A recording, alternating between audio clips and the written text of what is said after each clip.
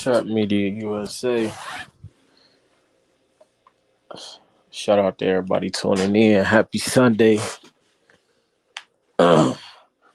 Great weekend of boxing, man. It's always good when you can get boxing on Sunday. I feel like I like when we getting right into it. I like when companies do something new. Sometimes the old just gets old to me. It's all right when the zone throws a Friday show. It's all right when we get a Sunday night pay per view. I think if I'm remembering right, WWE used to have, or in my time it was WWF. They used to have all their pay per views on Sunday. So to get a Tank pay per view on Sunday, I think he's that big a star. If anybody in boxing is gonna carry that type of legacy that Vince McMahon said, is definitely Tank Davis the one to do it. Hold on, let me post the link in the chat. Post that. Boom. But so what's next for Young Haney? A lot of people disappointed. I'm hearing I don't know, it's just like a lot of people were shocked. Like they didn't really understand what Haney was, or they was expecting something outside of what Haney was. And I think they're gonna have a similar feeling when they see Shakur at a level that's above Jamel, at a guy that can take punishment and stay aggressive.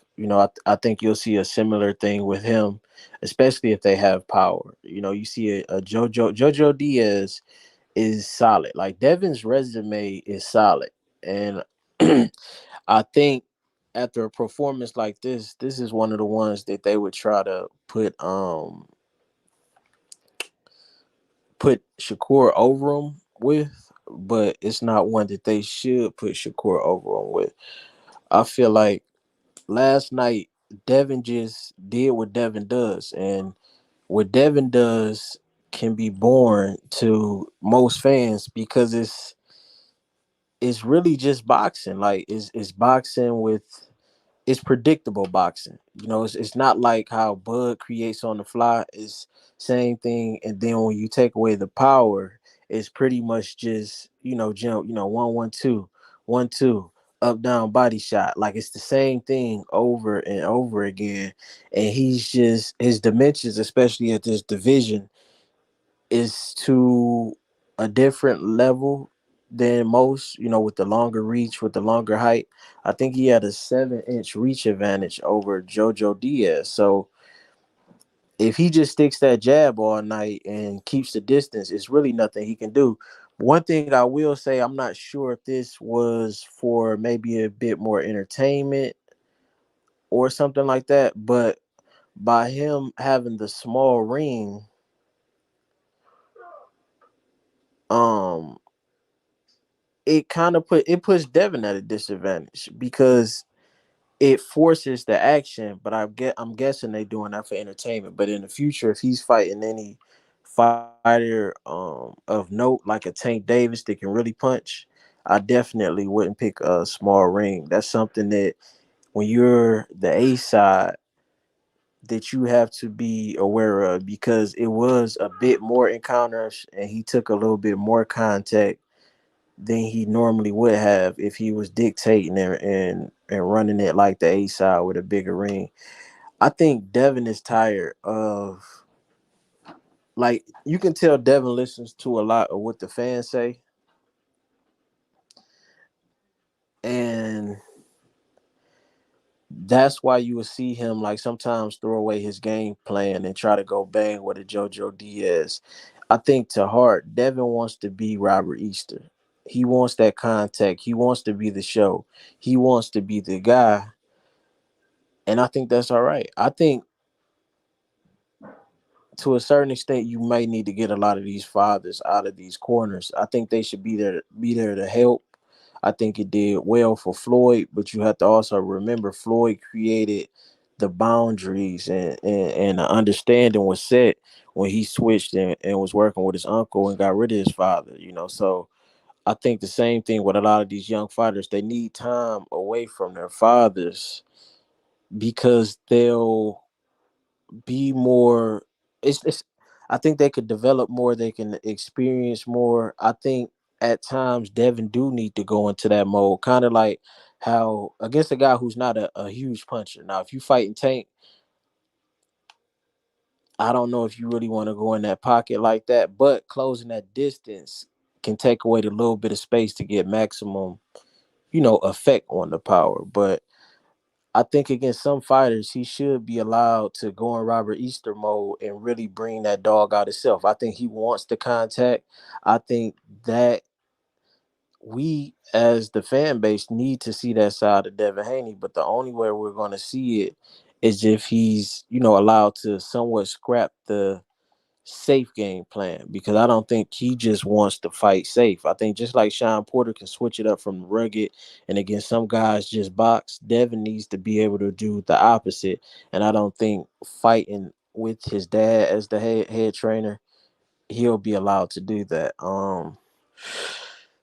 The Let me see, what else do I want to see. I mean, so yeah, that's a big thing. And I would see him kind of blocking his dad out at times. Even his dad was telling him to move one way. He like, I keep doing that, and I'm getting hit with a shot.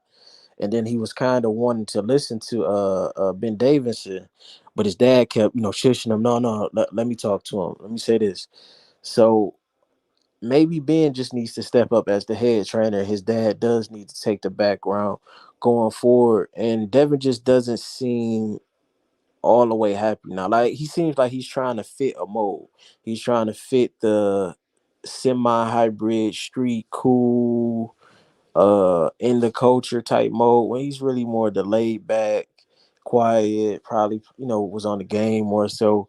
And I just think he needs to stay true to that self. Don't try to be Mayweather. You can see him still searching. If you want to fight a little rough in that ring and mix it up in the right matchups, go ahead and do that. But I think at this point, it's most important that Devin doesn't start hating boxing. That everything that he goes out there and do is just not enough. And yes, he'll be winning, but as I think the bulls affected him.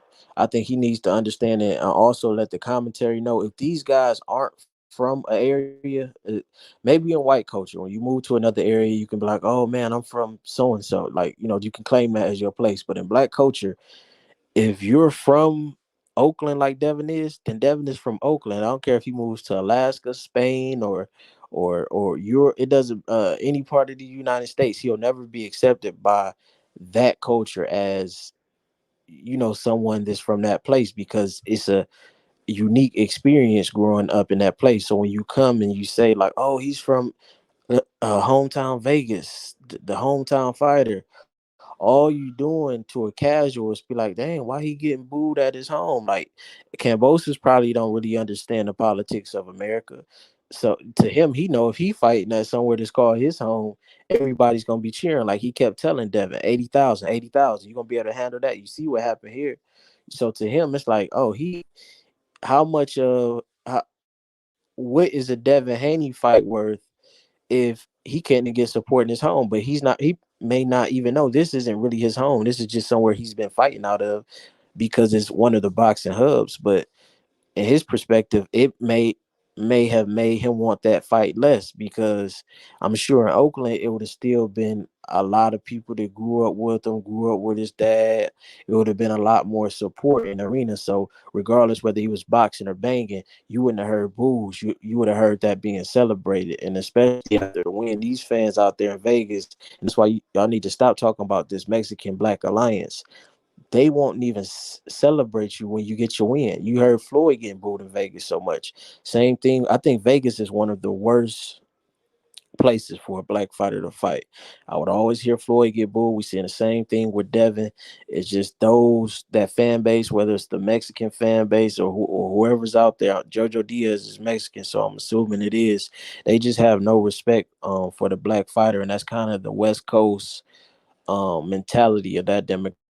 It's very little respect for the black man. So be aware of that. Let those announcers know. Be clear where you from. I seen them trying to do the same thing for your fighter Amari. He looks like Devin, but he's a bit more explosive.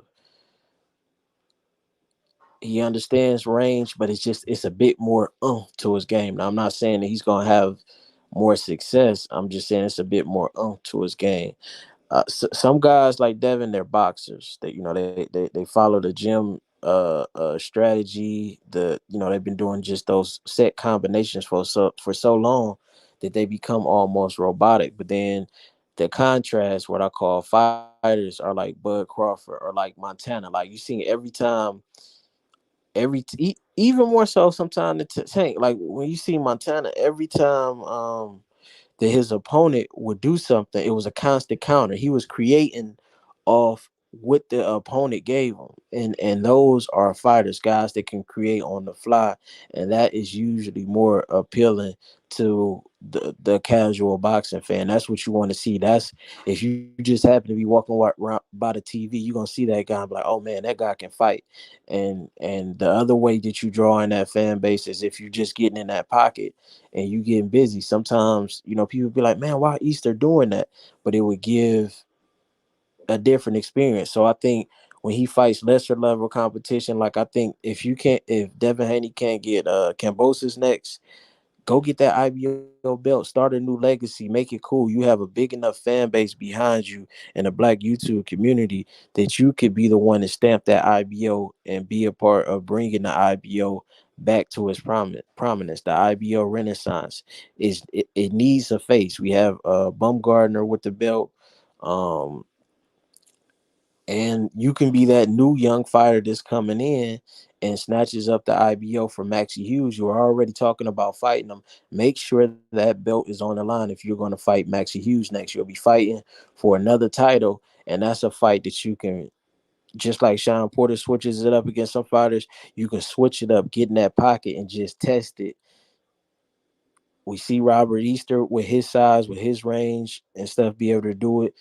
You can test it, see what it is, see what you like, see if it brings a different aspect, a different dimension, a different celebration. And if it doesn't, then you can take that information early on against a fighter that's not on the level of the Tanks and all of the other top guys, and you'll just have that data. You just have that data. So that's something that I would recommend for Devin. And the other thing, if 135 is too much, you don't have to wait these guys out. They're waiting you out to move up anyway. Just go move up to 140 and try to get that fight with Robert Easter. It already has a background. He said you were too young at one point. He gets nothing out of fighting Devin Haney. Well, maybe at this point he can get something out of fighting Devin Haney. Maybe you built your name up big enough and have enough support where that fight finally makes sense. It's a bigger fighter. It'll be a different style. It'll be a different style because it's similar dimensions. So that's something that I think will be appealing to the fan base. That's a name that most people know. That's a champion, a guy that only lost to on paper, that only lost to Mikey Garcia. And that's something that I think a lot of people will be just as excited for as some of those guys at 135. So, Dev, my biggest advice, just stay true in and out the ring to self. If you feel like you want to try banging, because at the end of the day, when your boxing career is over, you want to know that you gave it everything, and you don't want to always be wondering, man, what if I would have tried that style? You always played it safe. You don't want that in your head. So if that's something that I kind of see that you want to do, but you kind of just want to be respectful and listen to your corner, but if that's something that you want to try next training camp against a lesser type of opponent, if you're not fighting Cambosis, maybe that's something that you can implement and just try out, see where you at with it, and then at analyze that information and go for it from there. But yeah, solid fight. I didn't think it was close. Wasn't the most exciting fight to me because once again I say, like, his style is predictable, but long as you come away with the win, you come away with the win. And once the level is increased, I think one way or the other, the fans will either come around to celebrating, or if you fight in tougher competition, I don't think the Devin can last against a Tank. I would say that.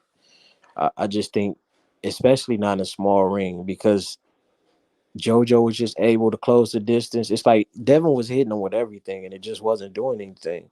So if that's a tank, if that's a guy that really can punch, I just don't know. Yeah, I don't know. I definitely would have Tank stopping Devin, but I'm going for Maxie Hughes and that IBO title next, or moving up and fighting Robert Easter. That would be my advice to Devin Haney, and I probably would put Bill as the second trainer and move somebody else up as that head trainer, so Devin can be a little bit more comfortable with the experience and different things, because it looks like he wants to bang, and that might bring some that dog that I'm looking for from Devin. But he's not going to be able to do it with Bill in his corner, because Bill is going to just preach the fundamentals: stay sharp, stay focused, don't worry about what the fans are saying. Just keep winning fights, stay long range, keep the stick out there, which is all solid game plan. But sometimes fighters want to mix it up, and while you're young, and if there's a lesser competition out there, why not? Trap Media USA. God bless. I'm